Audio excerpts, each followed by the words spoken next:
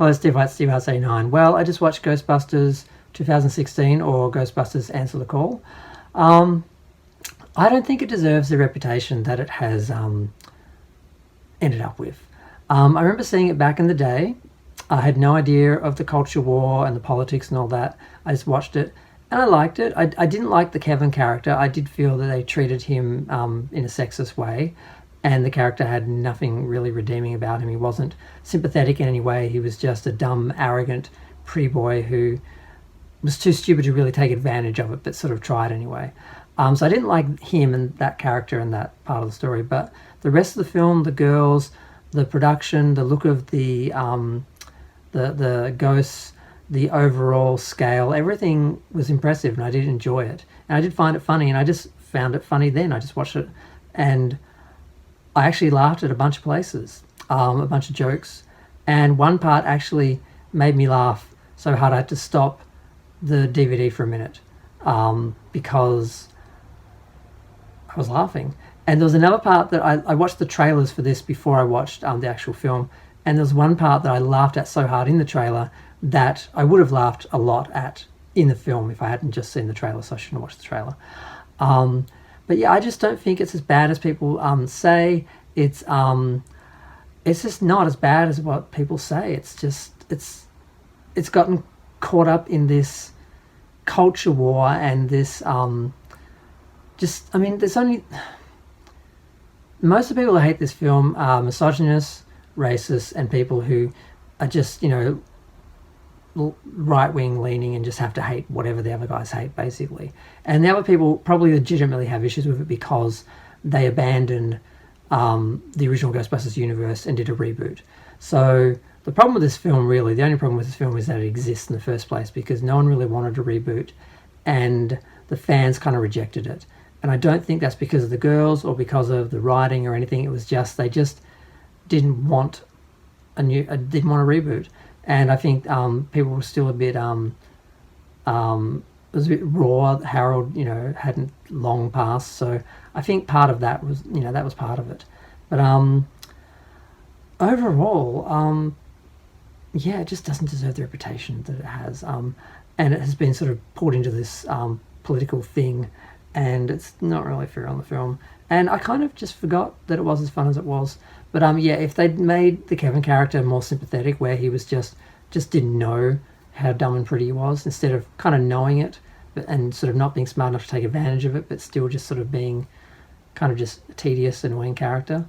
And the way they treated Bill Murray, I was fine with that because I hate Bill Murray. So I was happy to see him playing a debunker who got debunked right out a window.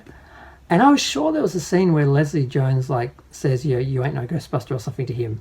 But that wasn't in the film. And the other thing that was in the film that was weird, and I guess it was done for IMAX or something, but the film is widescreen with the black bars on top and bottom of the screen. But whenever they use the lasers and the proton packs and stuff, and that would go to the edge of the screen and come outside of the picture and onto the black bars, which I guess they did it for IMAX or something. But I didn't notice any other scenes that filled the screen or anything during the film, but maybe I just missed them. But the film didn't do that well. It made, I think, 230 million when the original made 230 million before it had a couple of re-releases and then got up to 242 million, I think. It cost 140 million, whereas the other films, the original film cost 30 million and the second film cost 40 million. So, yeah, it had to make a lot of money to be profitable and was never going to do it. The last film, Afterlife, that cost about half as much, about 75 million, and made about 205 million or something. So I'm surprised it got a sequel because it didn't make as much as I thought it would, but it cost a lot less. So that is an important factor. But the film is funny. The girls are good. If you don't like that sort of ad-lib sort of thing that they do, you're not going to like the film. But if you don't have a problem with that, it's quite funny. And there are moments where the story, everything just stops so they can just, do their thing. And some of it's really funny and some of it's just kind of it's just stopping the story in some ways. But like I said, sometimes it's funny, it kind of pays off. So I don't know, I enjoyed it. I was surprised I enjoyed it as much as I did this time around. And I still understand why some people have problems with it, but most people who hate this film are just, deplorables when it comes down to it. And other people are just really loyal to the original, and I understand that, because if you don't want this film, if you don't want things to be rebooted, you're never really going to be able to enjoy it or accept it. So I understand that.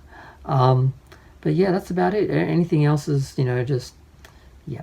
But I'm going to go. Feel free to share, like, comment, subscribe. Let me know what you think. I will be watching this along with the other films whenever I do a marathon from now on. It'll be last sort of separate, but I'm going to watch it because I enjoyed it. And I'm really hoping the next film has the same kind of scale that we saw in this film, and because it seems to be based in New York, and that's one thing that was missing from Afterlife.